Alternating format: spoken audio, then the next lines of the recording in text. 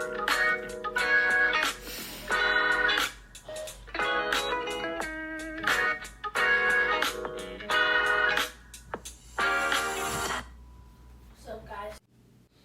back to Footlong with American Cheese. Today you're joined by Anik Patel, Ms. Bakan, and Andrew Salaka. What's up, yo? Hello. And today we're going to be going through period 3 in American history, which is 1754 to 1800. And right now we're going to start off in the year 1754 with the 7 Years' War, also known as the French-Indian War. In this conflict, we mainly see, obviously, the American and the British team up for the first, official, a significant war. Yeah, the first and last time they team up, you know?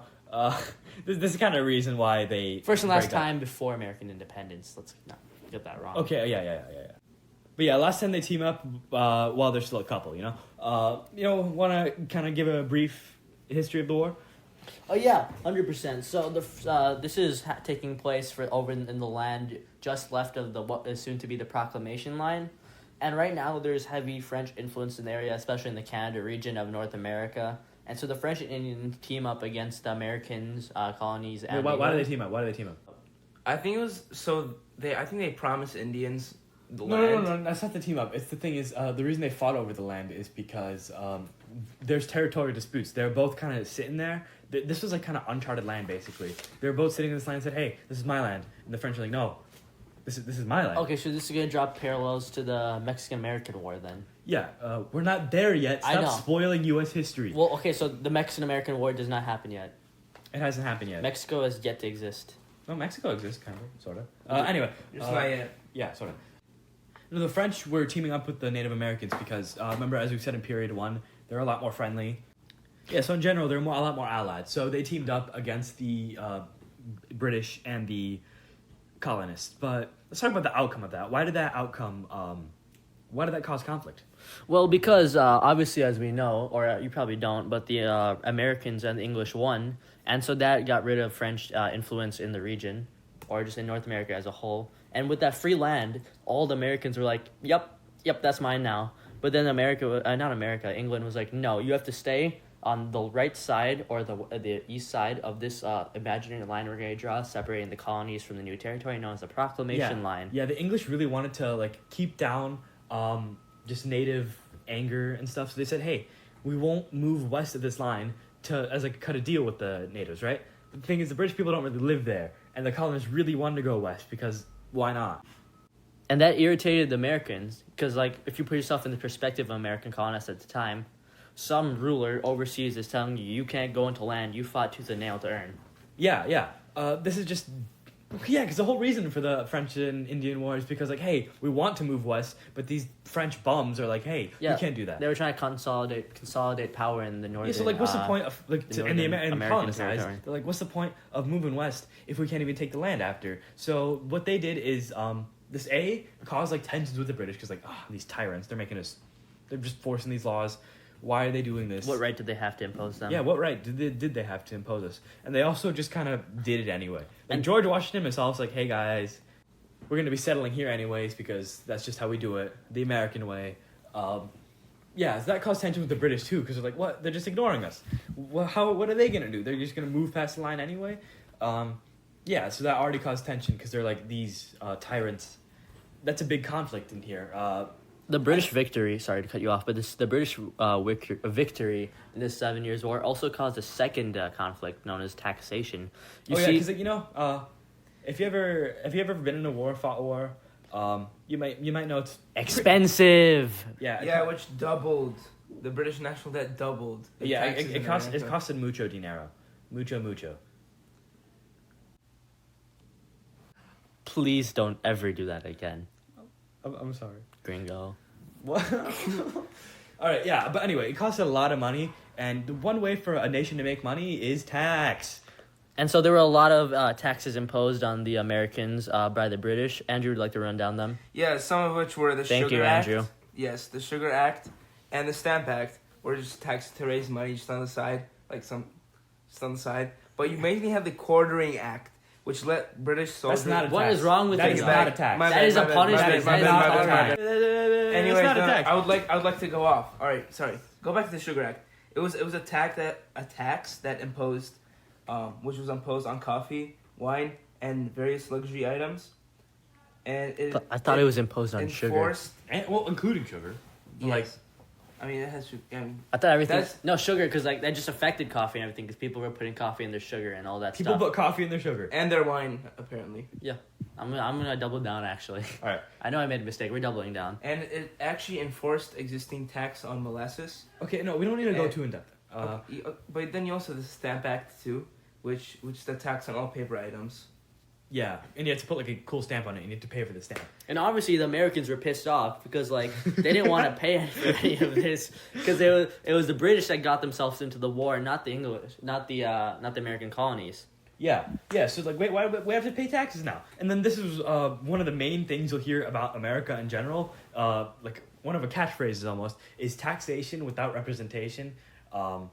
Which is what they're not happy about this, because they were being taxed by the British, yet the colonies had no members in parliament, no representative. They just kind of got these taxes without being consulted, which made them unhappy, because why are we being taxed if we don't have any representation? Yeah, and even then, there were representatives that represented interests, even though they weren't from the colonies, which kind of gave rise to some groups like the Sons of Liberty and like the Daughters of Liberty, which were like a group of merchants, traders, artisans against the Stamp Act. Yeah, and they very protested. just against like But- anti-authority. And another anti-authority thing that goes with taxes. Are you guys familiar with tarring and feathering? Tarring and feathering has got to be like the best thing ever. Okay, like, It's such a okay, comical punishment. Yeah, that's so funny. No, good, but like, I guess the most this hasn't changed over the course of history. I think it should be imposed nowadays. Yeah, Like, just- if just- you have like just- a speeding ticket, if you're a constant speeder, if you're a well, reckless not a driver, speeder, not a speeder. Yep, you're gonna get lathered in tar, It's- and you're just gonna become just roll around in a bad bed of feathers. And No, you're just gonna no. walk around Imagine, chicken. imagine like you go to the principal's office or something for like doing something dumb, and you just walk out covered in tar. That would be so funny. And you're just a chicken. Yeah. And just for our viewers, tarring and feathering is when you get tarred and then feathered. Second thing, Anik, I'd like to address your point. Tarring and feathering would mainly apply to the feds, like the police officers. Okay, no. The feds, I guess, wasn't actually a term then. But they would do The this- federals. The federals? Yeah, I guess. Federal No, opposition. but anyway, back to our main point. Enough about tarring and feather. But they'd tar and feather these tax collectors because they were just not fans of them. Well, I mean, to be general, that was just one way that. And realistically, this opened the Pandora's box to the idea of independence. Sorry. Oh, what's this? We have a surprise caller. Put him on the line. All right. Who is our surprise caller? Hey guys, it's Owen. I'm back. I made it out. Oh, just in the nick of time, miss you. Owen. We were just going to talk about how Americans started to despise the British inside the colonies. Can you start us off with the Boston Massacre and events after that? All right. So basically, the Boston Massacre is the biggest gaslighting that anyone has ever seen. So essentially, these pedestrians in the street started throwing rocks at the redcoats, these British troops, and they started getting them all righted up, and then eventually a gunshot fired, and then all the I forget what they're called, redcoats started firing on the colonists. And so an artist named Paul Revere took this and blew it out of proportion and made it so that everyone in the colonies thought that this was a massacre and that they needed to do something about this immediately. Yeah. This is a big example of conflict. Anti-authority conflict. Hey, we hate these stupid redcoats, lobsterbacks. We should make propaganda so we can get people to all riled up. We can get people to become independent, because this is like a big conflict. Independence. And That's plus, the main people actually conflict. died, so like it enraged the colonists even more. And the Sons Two of Liberty. people. The Sons of Liberty. 5 people. Five people. Yeah, the Sons of Liberty that Andrew referenced. They started rebelling, and they committed the Boston Tea Party in obviously Boston, where they took a bunch of tea that the British, which was because of the tea, the tax on tea. Yeah. Oh yeah, the tea tax. Basically, like Andrew, run it back. Sure. So It was a tax on tea. yeah, it was. Yeah, it was a tax on tea. Sorry, Andrew. Self-explanatory. It was a tax on tea. It provided rights to Give him a second, guys. Yeah, give me 1 second. It's been a second. All right? All right. Anyways, colonists. As a result of this tea act, colonists just dumped a bunch of tea into the Boston Harbor, and therefore the British government passed the Coercive Acts, which basically Also known as the Intolerable Acts. Yeah, because they're just No, no, intolerable. Because they were like heated. Like, we paid a lot for that tea because we scammed a lot of people in Asia through the British East India Company.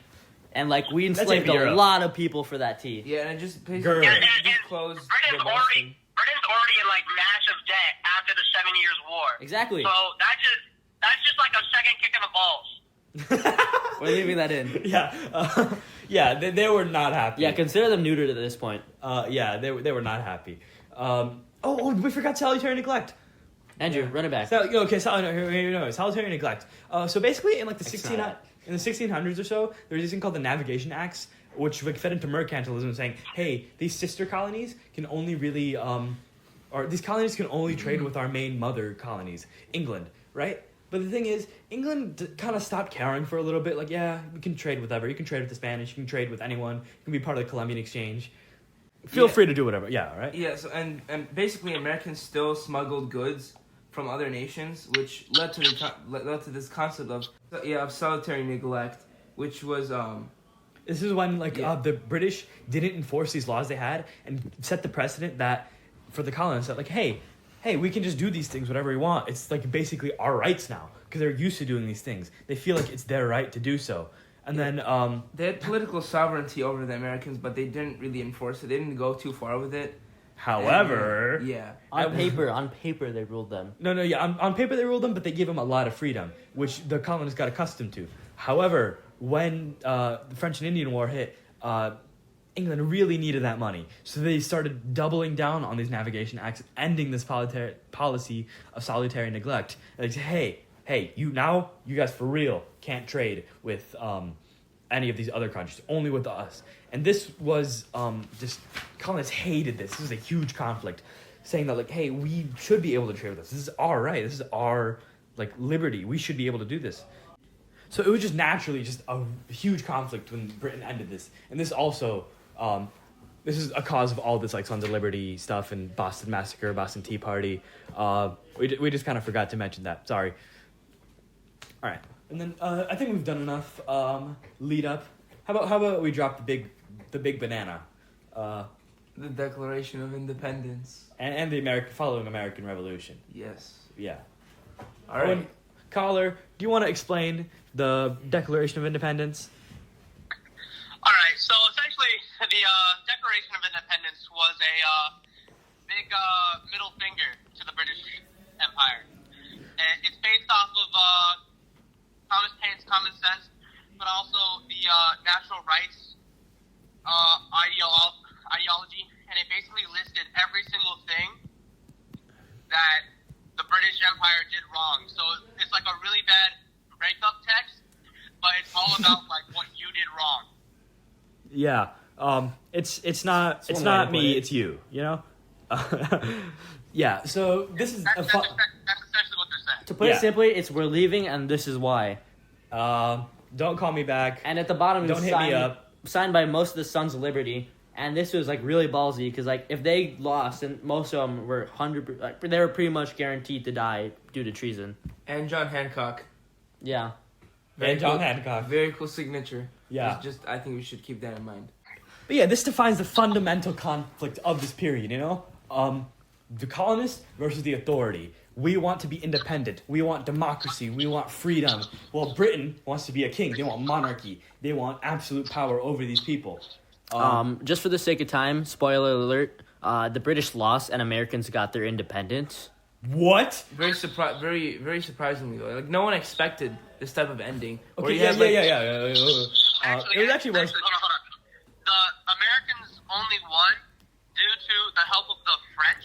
Shout out to Aiden Mashak. Shout out to Aiden Mashak. We'll have him on next episode. We won't have it on next episode. We will not have him on next episode. And Stop this lying. led to further complications in early America. Yeah.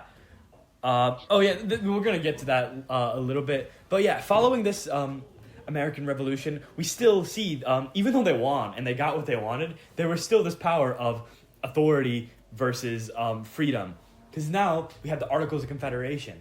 When making this new document for the newly found United States of America, people are like, hey, we don't want the government to be big. They were so shell shocked by Yeah. the British treatment They're and like- the American Revolution. They were like, you know what?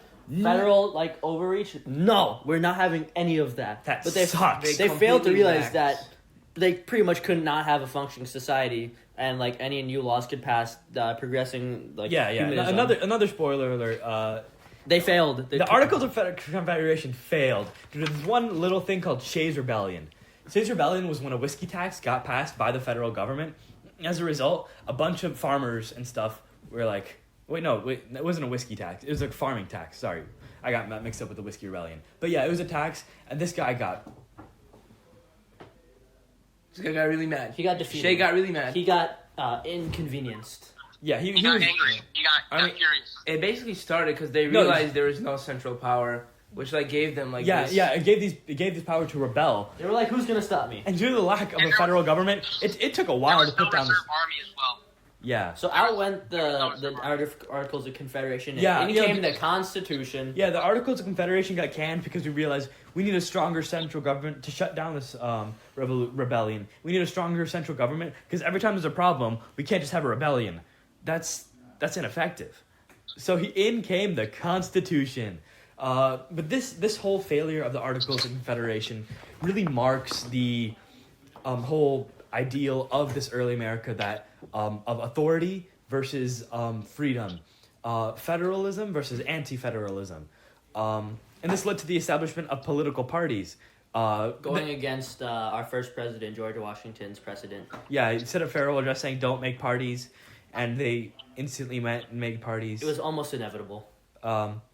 Yeah. And speaking of inevitable, that was like a quote from Thanos in Infinity War, and Owen's our caller's profile, our caller's caller ID has a picture of Thanos in it. I just thought that was pretty cool. But yeah, it led to the creation of political parties, which is a conflict in the sense that like, hey, people were misguided, or not misguided, but people had differing opinions on where the nation should be guided. Some people wanted that really just free, hands-off government that would not interfere. They wanted state governments. They didn't want a federal government. And other people are like, no, we should kind of mimic the British because we kind of like that, you know? And only like one of these parties actually succeeded. Like No. I mean, the No, Federalists. they weren't, No. the Federalists and the Anti-Federalists. Federalists did not succeed. Oh, my The Federalists did not succeed. Okay, they were kind of on the nose with the names initially. Federalists and Anti-Federalists. I think they could have been more creative initially. But yeah, they went with Democratic Republicans and Federalists later, which is a slightly better name. But this defined kind of the conflict of the era. Government versus big government versus small government. State government versus central government. And we saw this throughout the whole era. We saw this with the Britain versus the colonists. That big government versus that small government. And now we see it with the Articles of Confederation. That big government with that versus those smaller governments. To give a little bit of context, the Democratic Republican Party went on to RB. become is what we consider the modern day Democrat Party. Is it? Yeah, think about it. They I don't think that's accurate. no wait, Yeah, I I'm don't stupid. think- I It's the know modern day. Wait, run that back. No, it's fine, you it's didn't fine. run me Okay, back. I made a severe, Alright, I made a alright, severe what? and large lapse in my judgment. I do not expect to be forgiven. Okay, our caller is Okay. left. Well, anyways, the Republican Democrat Party is a modern day Republican Party. Sorry for that mix up. Yeah. You're good, I forgive you. Yeah, but that's just a fundamental conflict of this era. We're gonna see a continuation of how do you say that word? Continuation? Continuation. Yeah. We're gonna see a continuation of this in our next episode, where we'll be discussing period 4 of A-Push and by extension AP Lang because it's American Studies, you know? Yep. Yeah, but you make sure to tune in for our next episode because we're really gonna have some fun talking about A-Push period 4. We'll see you guys next time.